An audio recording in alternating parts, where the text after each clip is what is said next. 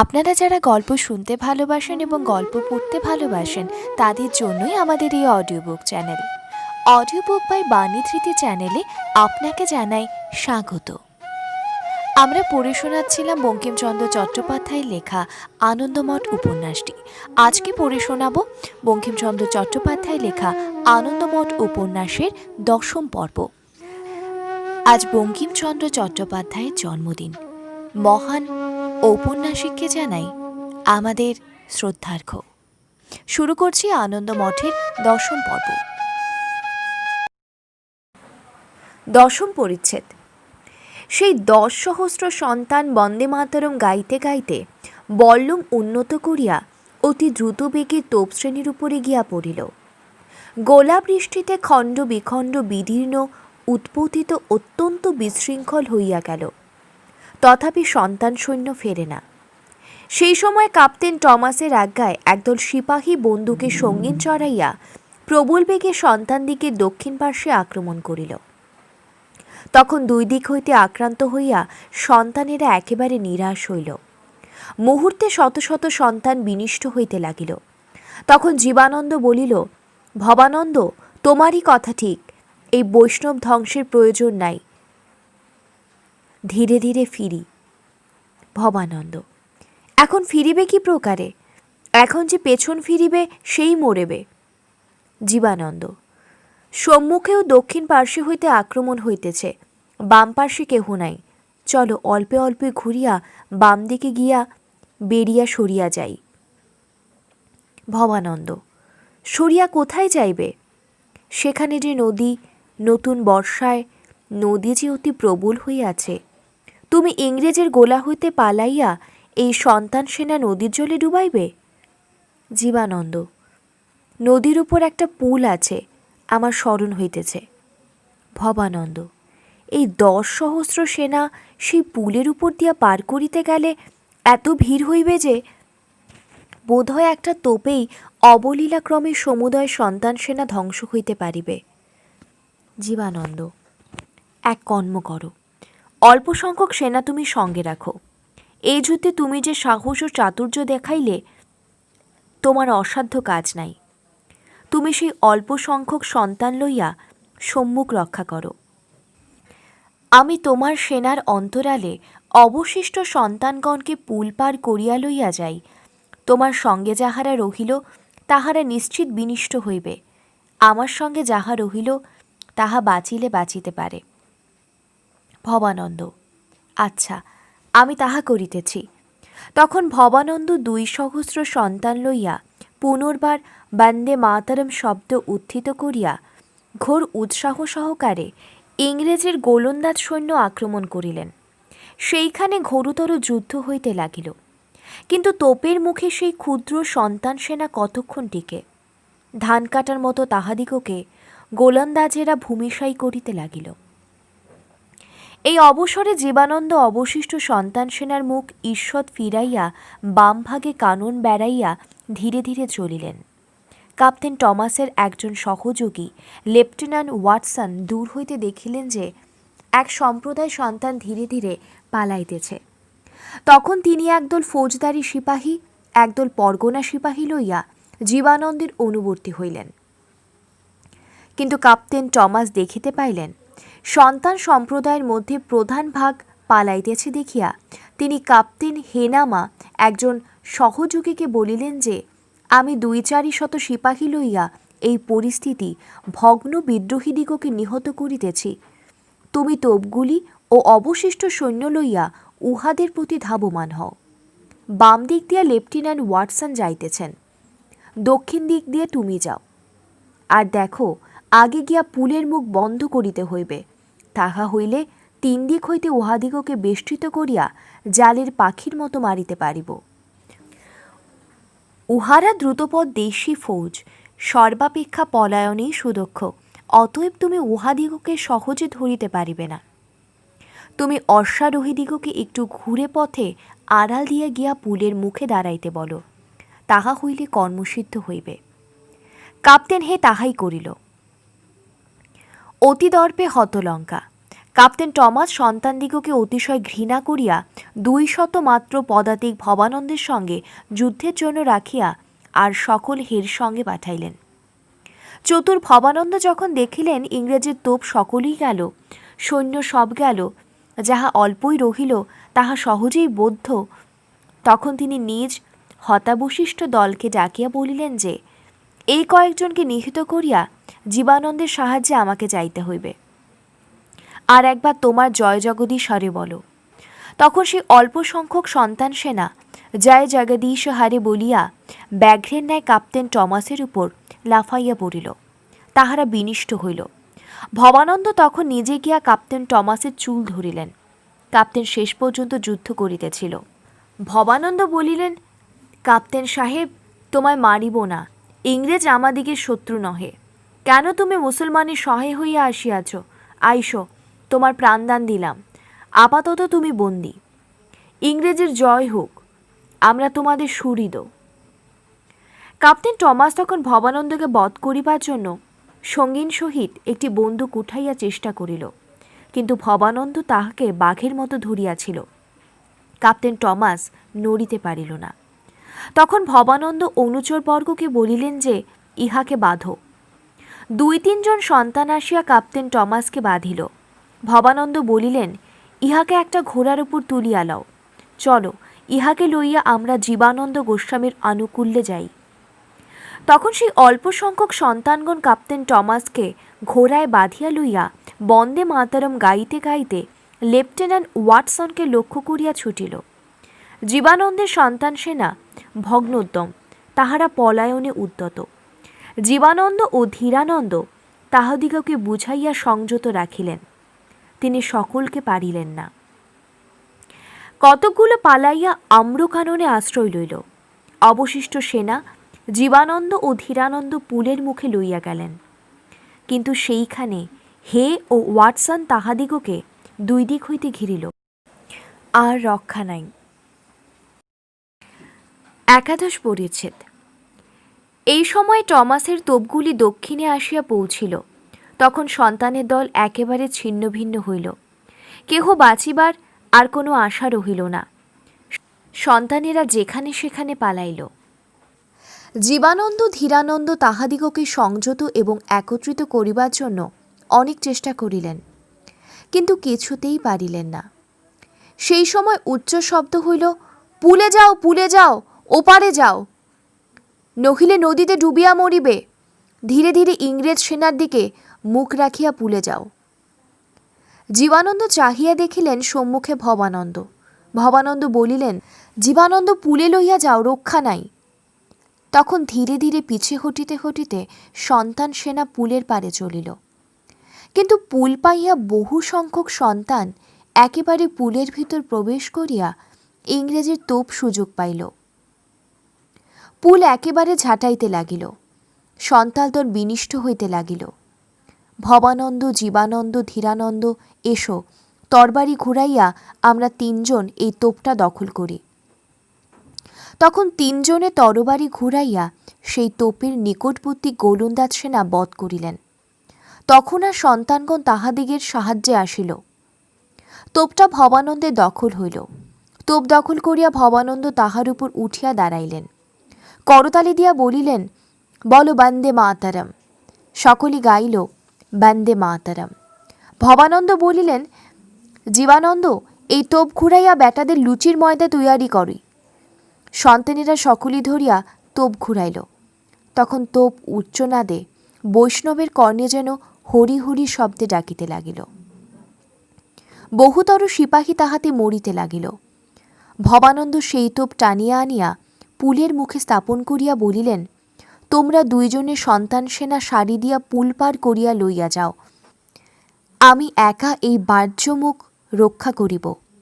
তোপ চালাইবার জন্য আমার কাছে জনকই গোলন্দাজ দিয়ে যাও। 20 জন বাছা বাছা সন্তান ভবানন্দের কাছে রহিল। তখন অসংখ্য সন্তান পুল পার হইয়া জীবানন্দ ও ধীরানন্দের আজ্ঞাক্রমে সারি দিয়া পরপারে যাইতে লাগিল। একা ভবানন্দ 20 জন সন্তানের সাহায্যে সেই এক কামানে বহুতর সেনা নিহত করিতে লাগিলেন। কিন্তু যবন সেমা জলোচ্ছ্বাসিত তরঙ্গের ন্যায়, তরঙ্গের উপর তরঙ্গ, তরঙ্গের উপর তরঙ্গ, ভবানন্দকে সংবেষ্টিত, নিপীড়িত, নিমগ্নের ন্যায় করিয়া তুলিল। ভবানন্দ অশ্রান্ত, অজেয়, নির্ভীক, কামানের শব্দে শব্দে কতই সেনা বিনিষ্ট করিতে লাগিলেন। যমন ব্যত্যাপীড়িত তরঙ্গাভিঘাতের ন্যায় তাহার উপর আক্রমণ করিতে লাগিল।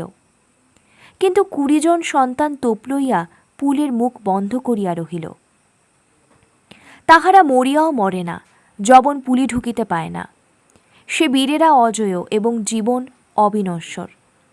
অবসর পাইয়া দলে দলে সন্তান সেনা অপর পারে গেল। আর কিছুকাল পুল রক্ষা করিতে পারিলেই সন্তানেরা সকলেই পুলের পারে যায়। এমন সময় কোথা হইতে নতুন তোপ ডাকিল, গুরুম গুরুম, বুম বুম। উভয় দল কিয়ৎক্ষণ যুদ্ধে ক্ষান্ত হইয়া চাহিয়া দেখিল, কোথায় আবার কামান। দেখিল বনের ভেতর হইতে কতকগুলো কামান দেশি গোলন্দাজ কর্তৃক চালিত হইয়া নির্গত হইতেছে। নির্গত হইয়া সেই বিরাট কামানের শ্রেণী সপ্তদশ মুখে ধূর্ম উদ্গীর্ণ করিয়া হে সাহেবের দলের উপর অগ্নিবৃষ্টি করিল। ঘোর শব্দে বননাদ গিরি সকলই প্রতিধ্বনিত হইল। সমস্ত দিনের রণে ক্লান্ত যবন সেনা প্রাণভয়ে শিহুরিল। অগ্নিবৃষ্টিতে তৈলঙ্গী মুসলমান হিন্দুস্থানি পলায়ন করিতে লাগিল। কেবল 2-4 জন গোড়া খাড়া দাঁড়াইয়া মরিতে লাগিল। ভবানন্দ রঙ্গ দেখিতেছিলেন। ভবানন্দ বলিলেন, ভাই, নেড়ে ভাঙিতেছে, চলো একবার উহাদিকে আক্রমণ করি। তখন পিপীলিকা স্রোতবৎ সন্তানের দল নতুন উৎসাহে পুল পাড়ে ফিরিয়া আনিয়া যবনদিগকে আক্রমণ করিতে ধাবমান হইল। অকস্মাৎ তাহারা যবনের উপর পড়িল। যবন যুদ্ধের আর অবকাশ পাইল না। যেমন ভাগীরথীর সেই দম্ভকারী বৃহৎ পর্বতাকার মত্ত হস্তিকে ভাসাইয়া লইয়া গিয়াছিল, সন্তানেরা তেমন যবনদিগকে ভাসাইয়া লইয়া চলিল। যবনেরা দেখিল পেছনে ভবানন্দের পদাতিক সেনা, সম্মুখে মহেন্দ্রর কামান। তখন হে সাহেবের সর্বনাশ উপস্থিত হইল, আর কিছু টিকিল না। বল, বীর্য, সাহস, কৌশল, দীক্ষা, দম্ভ সকলই ভাসিয়া গেল। ফৌজদারি, বাদশাহী, ইংরেজি, দেশি, বিলেতি, কালা, গোড়া সৈন্য নিপতিত হইয়া ভূতলশায়ী হইল। বিধর্মীর দল পলায়িত। মারো মারো শব্দে জীবানন্দ, ভবানন্দ, ধীরানন্দ বিধর্মী সেনার পশ্চাতে ধাবমান হইলেন।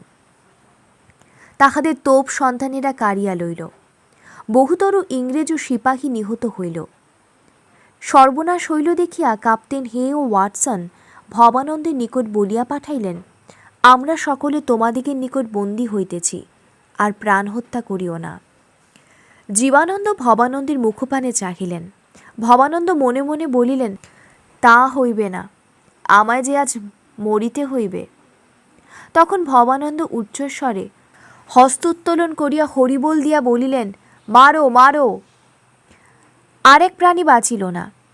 শেষ এক স্থানে 20-30 জন গোড়া সৈন্য একত্রিত হইয়া আত্মসমর্পণে কৃতনিশ্চয় হইল।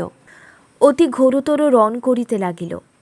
জীবানন্দ বলিলেন, ভবানন্দ, আমাদের রণজয় হইয়াছে, আর কাজ নাই।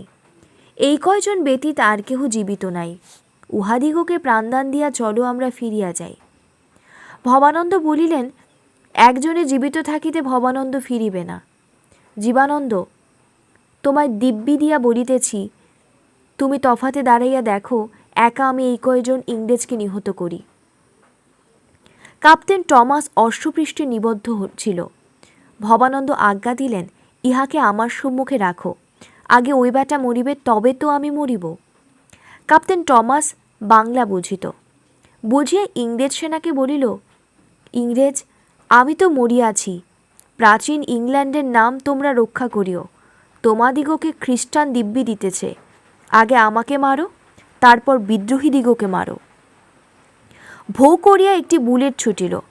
একজন আইরিশম্যান ক্যাপ্টেন টমাসকে লক্ষ্য করিয়া বন্দুক ছুড়িয়াছিল। ললাটি বিদ্ধ হইয়া ক্যাপ্টেন টমাস প্রাণত্যাগ করিল। ভবানন্দ তখন ডাকিয়া বলিলেন, আমার ব্রহ্মাস্ত্র ব্যর্থ হইয়াছে। কে এমন পার্থ বৃকোদর নকুল সহোদর আছে যে এ সময় আমাকে রক্ষা করিবে? দেখো, বানাহত ব্যাঘ্রের ন্যায় গোড়া আমার উপর ঝুঁকিয়াছে। আমি মরিবার জন্য আসিয়াছি। আমার সঙ্গে মরিতে চাও এমন সন্তান কেহ আছে? আগে ধীরানন্দ অগ্রসর হইল, পিছে জীবানন্দ। সঙ্গে সঙ্গে আরও 10, 15, 20, 50 সন্তান আসিল। ভবানন্দ ধীরানন্দকে দেখিয়া বলিলেন, তুমি যে আমাদের সঙ্গে মরিতে আসিলে? ধীরানন্দ, কেন, মরা কি কাহারও উজাড়া মহল নাকি? এই বলিতে বলিতে ধীরানন্দ একজন গোরাকে আহত করিলেন। ভবানন্দ, তা নয়, কিন্তু মরিলে তো স্ত্রীপুত্রের মুখাবলোকন করিয়া দিনপাত করিতে পারিব না। ধীরানন্দ, কালিকার কথা বলিতেছ? এখনো বুঝো নাই? ধীরানন্দ আহত গোরাকে বধ করিলেন। ভবানন্দ, না। এই সময় একজন গোরার আঘাতে ভবানন্দের দক্ষিণ বাহু ছিন্ন হইল। ধীরানন্দ, আমার সাধ্য কি যে তোমার ন্যায় পবিত্রাত্মাকে সে সকল কথা বলি? আমি সত্যানন্দের প্রেরিত জ্বর হইয়া গিয়াছিলাম। ভবানন্দ, সে কি, মহারাজের আমার প্রতি অবিশ্বাস? ভবানন্দ তখন এক হাতে যুদ্ধ করিতেছিলেন। ধীরানন্দ তাহাকে রক্ষা করিতে করিতে বলেন, কল্যাণীর সঙ্গে তোমার যে সকল কথা হইয়াছিল তাহা তিনি সকর্ণে শুনিয়াছিলেন। ভবানন্দ, কি প্রকারে? ধীরানন্দ, তিনি তখন স্বয়ং সেখানে ছিলেন, সাবধান থাকিও। ভবানন্দ একজন গোরা কর্তৃক আহত হইয়া তাহাকে প্রত্যাহত করিলেন। তিনি কল্যাণীকে গীতা পড়াইতেছিলেন, অমত সময়ে তুমি আসিলে, সাবধান। ভবানন্দের বাম বাহুও ছিন্ন হইল।